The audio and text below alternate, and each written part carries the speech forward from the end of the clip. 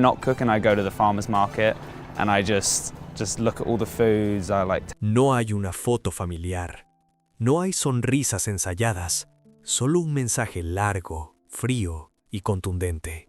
A los 26 años, Brooklyn Beckham hizo pública una decisión que casi nadie se atreve a pronunciar cuando nace rodeado de privilegios. No quiere reconciliarse con sus padres.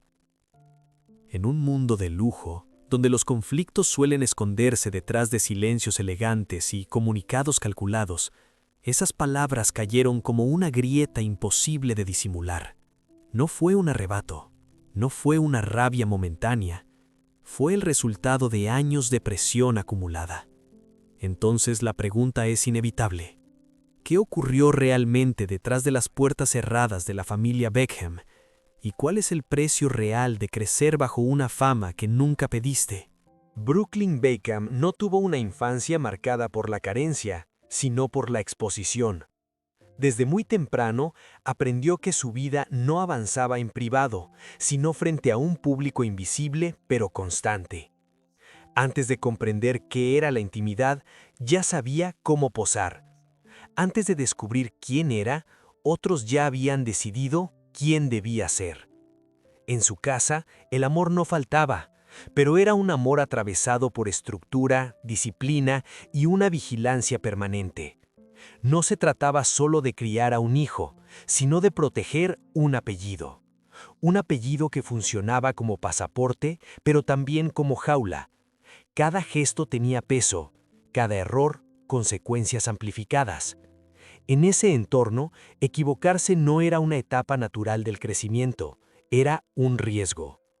Mientras otros niños encontraban refugio en el anonimato, Brooklyn creció sabiendo que incluso sus silencios podían convertirse en noticia. Las cámaras no solo registraban momentos importantes, también capturaban dudas, inseguridades, transiciones, y así, sin darse cuenta, empezó a actuar, a comportarse como se esperaba, a medir palabras, a leer el ambiente antes de decir lo que realmente sentía. Detrás de las paredes impecables y los espacios perfectamente diseñados, se respiraba una calma tensa. No una calma nacida del descanso, sino del control. Brooklyn aprendió pronto que había emociones que convenía suavizar y otras que era mejor no mostrar. No porque estuvieran prohibidas, sino porque no encajaban con la imagen familiar. La espontaneidad se volvió un lujo, la imperfección una amenaza. Con el paso de los años, aparecieron las primeras señales, cambios constantes de intereses, pasiones que nacían con fuerza y desaparecían rápido, no por falta de talento, sino por falta de arraigo. Cada nuevo camino parecía un intento desesperado por encontrar algo propio, algo que no estuviera ya definido por el apellido que cargaba, pero todo terminaba diluyéndose, absorbido por la misma estructura que lo sostenía. En ese proceso, la figura de los padres adquirió una doble dimensión. Por un lado, eran protección, experiencia, respaldo. Por otro, representaban el límite, el recordatorio constante de lo que se esperaba de él. No hacía falta que levantaran la voz, bastaba una mirada, un silencio prolongado, una sugerencia cuidadosamente formulada. Brooklyn aprendió a interpretar esas señales con precisión quirúrgica. La tragedia no se construyó a partir de grandes discusiones, se construyó en lo cotidiano, en la sensación de estar siempre acompañado y al mismo tiempo profundamente solo, en no saber dónde terminaba el afecto y dónde comenzaba la gestión de imagen, en crecer sin espacio para dudar, porque dudar implicaba desorden, y el desorden no tenía lugar en una familia acostumbrada a funcionar como una marca global. A medida que Brooklyn se acercaba a la adultez, la presión se intensificaba. Ya no bastaba con comportarse bien, había que definirse, elegir un camino, demostrar que merecía el lugar que ocupaba. Pero ¿cómo elegir cuando nunca te enseñaron a escucharte? ¿Cómo construir una identidad cuando cada intento es evaluado, comparado, corregido? Lo que desde afuera parecía privilegio, desde adentro comenzaba a sentirse como una carga. No visible, no escandalosa, pero constante. una presión silenciosa que no grita, pero no se va. Brooklyn empezó a comprender que su vida avanzaba al ritmo de expectativas ajenas, no de deseos propios, y esa distancia entre lo que se espera y lo que se siente fue abriéndose como una grieta lenta, casi imperceptible, porque cuando un niño crece sin permiso para ser imperfecto, el conflicto no estalla de inmediato, se acumula, se guarda, espera, y aparece años después cuando intenta convertirse en adulto y descubre que nadie le enseñó cómo hacerlo sin pedir permiso. Cuando Brooklyn Beckham llegó a la adultez, el mundo parecía esperarlo con los brazos abiertos. No partía de cero, partía desde lo más alto. Puertas abiertas, contactos listos, titulares garantizados. Para muchos era el sueño perfecto, para él era una prueba constante. Su nombre bastaba para generar interés. Cada nuevo proyecto era recibido con curiosidad, a veces con entusiasmo, otras con escepticismo. Brooklyn probó distintos caminos: la fotografía, la cocina, la moda, el universo digital. Cada anuncio venía acompañado de flashes, entrevistas, promesas implícitas de «ahora sí». Pero algo no terminaba de cuajar, nada se asentaba. Nada parecía quedarse el tiempo suficiente como para echar raíces. Desde afuera, el ritmo parecía vertiginoso y glamoroso. Desde adentro, comenzaba a parecer errático. Cada nueva vocación despertaba la misma pregunta en la opinión pública: ¿pasión real o capricho pasajero? Y detrás de esa pregunta, una más cruel: ¿talento propio o simple herencia? Brooklyn avanzaba bajo una lupa permanente. No se le permitía fallar en silencio. Cada tropiezo era amplificado, cada duda interpretada como debilidad. En un entorno así, la exploración, esa fase necesaria para cualquier joven, se convertía en un campo minado. Intentar algo nuevo no era solo un acto personal, era un movimiento estratégico que debía justificarse. El brillo estaba ahí, pero no calentaba. Los números podían ser altos, los contratos atractivos, las oportunidades abundantes. Sin embargo, la sensación de vacío empezaba a asomar, porque el éxito, cuando llega antes de que sepas quién eres, no siempre se siente como una conquista, a veces se siente como una carga que no sabes cómo sostener. Poco a poco la narrativa empezó a cambiar. Ya no era solo el hijo de, tampoco era el joven prometedor. Comenzaron los murmullos, las bromas, la etiqueta incómoda del que lo tiene todo, pero no encuentra su lugar. Brooklyn lo percibía, lo leía, lo escuchaba, y aunque rara vez respondía, cada comentario dejaba marca. En ese escenario, la familia seguía presente, visible, influyente, no como villanos, sino como una sombra constante. El apellido Beckham abría puertas, pero también condicionaba cada paso. La comparación era inevitable. El legado, abrumador. Ser distinto no bastaba, había que ser extraordinario, y hacerlo rápido. La paradoja era cruel. Brooklyn tenía libertad para elegir siempre que eligiera bien, siempre que no dañara la imagen, siempre que no rompiera la narrativa. Esa libertad condicionada empezó a sentirse como una cuerda floja. Demasiado lejos, peligro; demasiado cerca, asfixia. Con el tiempo, el brillo dejó de ser estímulo y empezó a ser presión. Las sonrisas públicas ya no ocultaban del todo el cansancio. Los proyectos se sucedían, pero la pregunta interna seguía sin respuesta. ¿Esto soy yo o solo el intento de demostrar que valgo por mí mismo? Fue entonces cuando algo empezó a cambiar. No de forma explosiva, sino silenciosa. Brooklyn comenzó a buscar estabilidad más allá de la carrera. Algo que no dependiera de titulares ni de expectativas externas, algo que no tuviera que justificarse, algo que se sintiera real. Y en ese momento, justo cuando el mundo seguía esperando que definiera su gran éxito, él empezó a mirar en otra dirección, hacia un espacio más íntimo, más pequeño, más propio, un lugar donde no hiciera falta competir, ni probar, ni heredar nada. Pero el problema de buscarse bajo los reflectores es que tarde o temprano alguien nota que estás intentando salir del guión. Y cuando eso ocurre, el brillo deja de ser protección y se convierte en advertencia. Porque en las familias construidas alrededor del éxito, el verdadero conflicto no nace cuando alguien fracasa, nace cuando alguien decide vivir de otra manera. Las fracturas no siempre comienzan con una explosión. A veces aparecen como pequeños gestos fuera de lugar. silencios incómodos, decisiones que no encajan del todo. En el caso de Brooklyn Beckham, las primeras grietas no fueron públicas ni escandalosas, fueron íntimas, y precisamente por eso, más difíciles de nombrar. Con el tiempo, quienes lo observaban de cerca empezaron a notar un patrón. Brooklyn parecía vivir en constante negociación, no solo con el mundo exterior, sino con su propio entorno familiar. Cada elección personal pasaba por filtros invisibles. ¿Conviene? ¿Cómo se verá? ¿Qué impacto tendrá en la imagen colectiva? No eran preguntas explícitas, pero estaban siempre presentes, flotando en el aire. Fue en ese contexto donde apareció Nicola Peltz, no como una figura decorativa, sino como una presencia disruptiva. A diferencia de otros vínculos en la vida de Brooklyn, esta relación no parecía diseñada para encajar. Era directa, intensa y, sobre todo, difícil de controlar desde fuera. Para algunos, eso fue una coincidencia. Para otros, el inicio del verdadero conflicto. Desde entonces comenzaron los rumores, nada confirmado, todo insinuado. Comentarios sobre tensiones familiares, desacuerdos no resueltos, miradas que ya no se cruzaban con la misma naturalidad.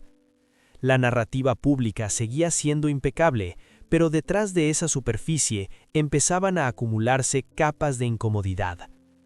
Brooklyn, según se percibía, comenzó a tomar distancia. No de manera abrupta, sino progresiva. Menos apariciones conjuntas, menos declaraciones entusiastas sobre la familia, más silencios, más ausencias, como si estuviera intentando redefinir los límites de su vida sin anunciarlo formalmente. Al mismo tiempo, surgieron versiones sobre conductas que llamaban la atención, intervenciones sutiles en decisiones personales, opiniones no solicitadas que llegaban en forma de consejos por tu bien, intentos de reconducir la relación hacia un terreno más predecible, más manejable, nada que pudiera probarse, todo lo suficientemente ambiguo como para negarse. Aquí es donde el relato se vuelve más oscuro, porque cuando el control no se ejerce de manera abierta, sino bajo la máscara de la protección, se vuelve casi imposible señalarlo sin parecer ingrato. Brooklyn parecía atrapado en ese dilema: agradecer lo que había recibido, pero cuestionar el precio emocional que implicaba. La relación con Nicola, lejos de suavizar las tensiones, las amplificó. Para Brooklyn, ella representaba un espacio de afirmación personal. Para el sistema familiar, podía percibirse, según la lectura de muchos, como un factor impredecible, y en los universos construidos sobre la imagen, lo impredecible siempre incomoda. Las grietas se hicieron más visibles en los márgenes, en los detalles que no ocupan titulares, pero dicen mucho: decisiones tomadas sin consenso, respuestas tardías, encuentros que se posponen indefinidamente. El lenguaje corporal empezó a contar una historia distinta a la que se publicaba en redes. Brooklyn ya no actuaba solo para cumplir expectativas, comenzaba, lentamente, a resistirse, no con confrontación directa, sino con una forma más peligrosa de desafío: la autonomía silenciosa, elegir sin pedir permiso, priorizar su vínculo de pareja, proteger su espacio emocional. Ese cambio no pasó desapercibido, y es aquí donde muchos se preguntan si el conflicto fue inevitable, porque en las familias donde la cohesión se construye alrededor del control y la narrativa compartida, cualquier intento de independencia se vive como una amenaza. Las sospechas crecieron. ¿Hasta qué punto se respetaban las decisiones de Brooklyn? ¿Dónde terminaba el apoyo y comenzaba la intromisión? ¿Era posible amar y controlar al mismo tiempo sin romper algo en el proceso? Nada de esto se discutía en voz alta, no aún, pero el clima ya estaba cargado. Las tensiones no resueltas empezaban a buscar una salida, y cuando una historia se sostiene demasiado tiempo sobre lo no dicho, el desenlace suele ser abrupto. Porque detrás de cada familia perfecta hay acuerdos tácitos, y cuando uno de sus miembros decide romperlos, el sistema entero se tambalea. Brooklyn estaba a punto de cruzar esa línea, y aunque nadie lo sabía todavía, el silencio que lo rodeaba no era paz, era la antesala de algo mucho más grande. Las grietas ya estaban ahí, solo faltaba el momento en que dejaran de ser visibles. La boda debía ser el cierre de una etapa, un acto simbólico, el momento en que Brooklyn Beckham dejaba atrás la vida diseñada por otros para comenzar algo propio. Pero según su versión, fue exactamente ahí donde todo se rompió. En los días previos a la ceremonia, cuando el ambiente debería haber estado dominado por nervios, ilusión y expectativas íntimas, apareció otro elemento, uno que no tenía nada de romántico, un documento, un acuerdo, un texto frío que hablaba de derechos, de uso de nombre, de control futuro. No era una sugerencia casual, era una propuesta con peso, con implicaciones que iban más allá del presente. Brooklyn sostiene que ese contrato le fue presentado justo antes del sí, en el peor momento posible para dudar, para pensar con claridad, para decir que no sin provocar una fractura. El mensaje implícito era claro. Su nombre no era solo suyo, era un activo, algo que debía regularse, protegerse, administrarse, incluso cuando estaba a punto de formar su propia familia. Él se negó a firmar. No levantó la voz, no hizo un escándalo. Simplemente dijo no. Y según relata, a partir de ese instante el clima cambió de forma irreversible. La tensión dejó de ser sutil, la distancia dejó de ser preventiva. Algo se quebró en el equilibrio silencioso que había sostenido a la familia durante años. La boda siguió adelante. Las cámaras registraron sonrisas, abrazos, gestos cuidadosamente coreografiados. Desde fuera todo parecía perfecto, pero por dentro, Brooklyn ya no estaba en el mismo lugar. Había cruzado una línea invisible. Por primera vez había puesto un límite claro. No a la fama, no al apellido, sino al control sobre su futuro. Ese gesto, pequeño en apariencia, tuvo un peso enorme, porque no se trataba solo de un contrato, se trataba de lo que representaba, de la idea de que incluso el matrimonio debía pasar por filtros ajenos, de que la vida adulta de Brooklyn seguía siendo negociable. Para él, la negativa no fue un acto de rebeldía, sino de protección, hacia su pareja, hacia los hijos que algún día podrían llegar, hacia una identidad que todavía estaba intentando construir. Pero ese mismo acto fue interpretado, según su relato, como una amenaza al orden establecido. A partir de ahí, las conversaciones se volvieron más tensas, los silencios más largos, la sensación de apoyo incondicional empezó a resquebrajarse. Brooklyn percibió un cambio de actitud. Menos cercanía, más frialdad, como si hubiera dejado de cumplir con una expectativa clave. La boda, que debía ser un puente, se convirtió en una frontera, y el contrato en el símbolo de todo lo que no estaba dispuesto a aceptar. En ese punto la historia dejó de ser un conflicto emocional para transformarse en algo más profundo. Una disputa por el control del relato y del futuro. Porque cuando una familia está acostumbrada a decidirlo todo, el mayor desafío no es el escándalo, es el no. Un no firme, un no pronunciado en silencio, un no que no busca destruir, sino existir. Ese fue el verdadero punto de quiebre, no el día de la boda, no las fotos, no los titulares, sino el momento exacto en que Brooklyn decidió que su nombre, su vida y su familia futura no eran negociables. Y desde ahí, nada volvió a ser igual. Después del contrato vino la ceremonia. El escenario era impecable. Flores, música, invitados cuidadosamente seleccionados. Todo diseñado para transmitir armonía. Pero según la versión de Brooklyn, bajo esa superficie elegante se desarrolló una de las experiencias más incómodas de su vida. Hubo un momento que quedó grabado con especial nitidez, el instante que debía pertenecer solo a los recién casados. El primer baile. Un gesto simbólico, breve, pero cargado de significado. Para Brooklyn, ese era el punto exacto en el que se sellaba el paso de una familia a otra.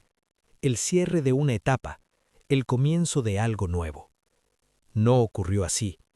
Según relata, ese espacio fue ocupado, interrumpido, reconfigurado sin previo aviso. La atención se desplazó, los invitados miraron, las cámaras registraron, y Brooklyn se quedó inmóvil, atrapado en una situación que no había elegido y de la que no podía escapar sin provocar una escena mayor. No fue un grito, no fue una discusión abierta, fue algo más sutil, y por eso mismo más devastador.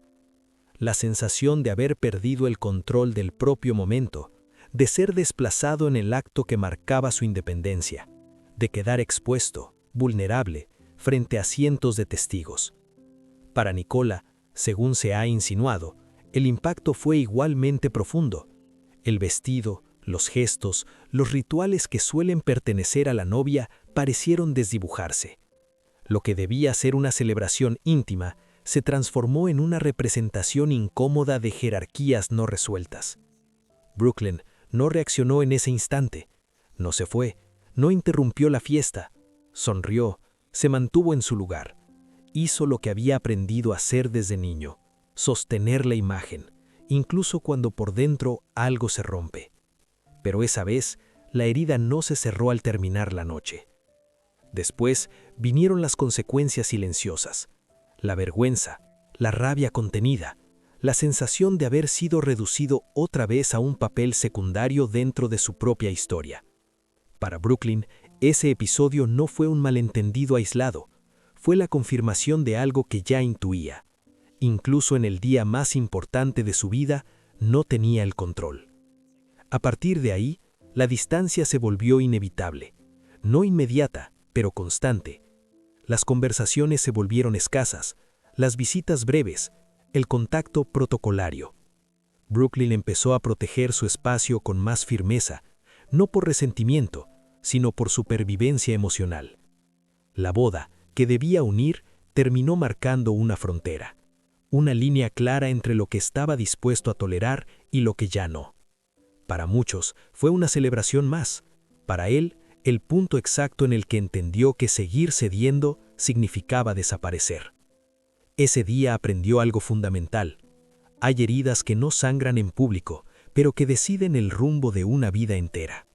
Y también entendió que el verdadero escándalo no siempre ocurre frente a las cámaras, sino en el silencio posterior, cuando todo parece haber salido perfecto y nada volvió a sentirse igual. Durante mucho tiempo, Brooklyn Beckham eligió callar, no porque no tuviera nada que decir, sino porque había aprendido que hablar tenía un costo.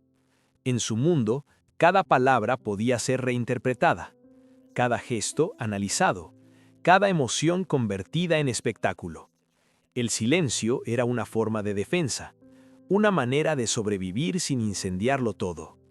Pero el silencio también pesa, se acumula, se transforma en una presión constante que no se ve desde afuera.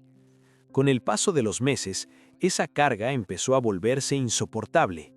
Brooklyn ya no estaba luchando solo contra la opinión pública, sino contra una contradicción interna. Seguir callando significaba traicionarse a sí mismo. La confesión no llegó en un escenario controlado ni en una entrevista cuidadosamente editada. Llegó de la forma más directa posible. Un texto largo, personal, sin adornos innecesarios. Un mensaje que no buscaba reconciliación ni aplausos, solo marcar un límite. En ese momento, Brooklyn hizo algo que nunca había hecho antes. Contó su versión sin intermediarios. Reconoció la distancia. Admitió que no quería reparar el vínculo en ese punto de su vida. Y sobre todo, dejó claro que su prioridad ya no era sostener una imagen familiar, sino proteger el espacio que había construido con su esposa. No fue una declaración impulsiva, tampoco un ajuste de cuentas. Fue una confesión tardía, nacida de años de acumulación emocional. Entre líneas, se leía algo más profundo que el conflicto puntual, la necesidad urgente de ser dueño de su propio relato. Brooklyn explicó que el silencio previo no era consentimiento, era miedo. Miedo a romper definitivamente, miedo a ser señalado como ingrato, miedo a confirmar lo que muchos ya sospechaban. Pero ese miedo empezó a perder fuerza cuando entendió que el precio de callar era demasiado alto. En su mensaje no hubo insultos directos ni ataques explícitos. Hubo algo más incómodo: firmeza. La firmeza de quien ya no pide permiso para poner distancia, de quien entiende que el amor también puede implicar separación, de quien acepta que no todas las heridas se curan con el tiempo. La reacción fue inmediata. El público se dividió. Algunos hablaron de traición, otros de valentía. Pero para Brooklyn, la respuesta externa dejó de ser lo central. Por primera vez no estaba reaccionando, estaba decidiendo. En el fondo, la confesión no trataba solo de una familia rota, trataba de una identidad en reconstrucción, de un hombre que al formar su propia familia se vio obligado a redefinir qué significaba lealtad. Ser leal al pasado o al futuro, a la sangre o a los límites. Al pedir respeto por su vida privada y por los hijos que aún no existen, Brooklyn trazó una línea clara. No habló desde el rencor, sino desde la prevención, como alguien que entendió, quizá demasiado tarde, que repetir patrones también es una forma de herencia, y que romperlos implica un costo emocional enorme. La confesión cerró una etapa, no solucionó el conflicto, no trajo paz inmediata, pero dejó algo fundamental sobre la mesa. La verdad ya no estaba oculta, y una vez que la verdad se nombra, el silencio deja de ser una opción. Brooklyn no dijo que no hubiera amor, dijo que no había espacio, no dijo que no hubiera dolor, dijo que había límites. En esa distinción se encuentra el corazón de su decisión. Porque a veces, la confesión más difícil no es admitir lo que te hicieron, sino aceptar que ya no puedes seguir fingiendo que todo está bien. Y en ese acto, frágil, incómodo, definitivo, Brooklyn Beckham dio el paso más importante de su vida. Elegir quién quiere ser, aunque eso implique perder lo que siempre le dijeron que debía conservar. Cuando el ruido se apaga y las pantallas se oscurecen, queda una pregunta suspendida en el aire. No es sobre fama, ni sobre dinero, ni siquiera sobre familia. Es más incómoda que todo eso. ¿Qué ocurre cuando alguien decide no heredar el guión que le fue asignado? La historia de Brooklyn Beckham no se cierra con un escándalo, ni con una reconciliación pública. Se cierra, al menos por ahora, con una distancia consciente, con la aceptación de que hay vínculos que, para sobrevivir, necesitan espacio, y que hay silencios que, lejos de sanar, perpetúan el daño. Desde afuera, muchos seguirán viendo privilegio, un apellido poderoso, una vida resuelta. Pero la verdadera fractura no fue económica ni mediática, fue identitaria. Brooklyn creció aprendiendo a representar, a sostener una imagen, a cumplir expectativas ajenas. Y cuando llegó el momento de elegir, descubrió que no sabía cómo hacerlo sin romper algo en el camino. Romper no siempre significa destruir, a veces significa interrumpir, detener una inercia que viene de generaciones. Decidir que el amor no puede estar condicionado al control, que la protección no puede confundirse con posesión, que formar una familia también implica defenderla, incluso de quienes te dieron la vida. No hay vencedores claros en esta historia, tampoco villanos simples. Hay un sistema familiar construido alrededor del éxito y la visibilidad, y hay un hijo que decidió salirse de él. El choque era inevitable, porque cuando todo está diseñado para funcionar como una marca, la autonomía se vuelve un acto de ruptura.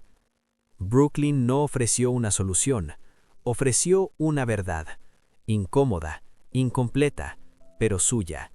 Al hacerlo, pagó un precio alto, la incomprensión, la crítica, la pérdida de cercanía, pero también ganó algo que nunca tuvo del todo, la posibilidad de vivir sin pedir permiso.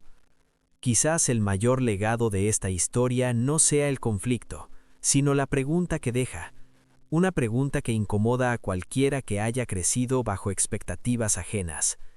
¿Hasta dónde llega la lealtad familiar cuando empieza a desaparecer quién eres?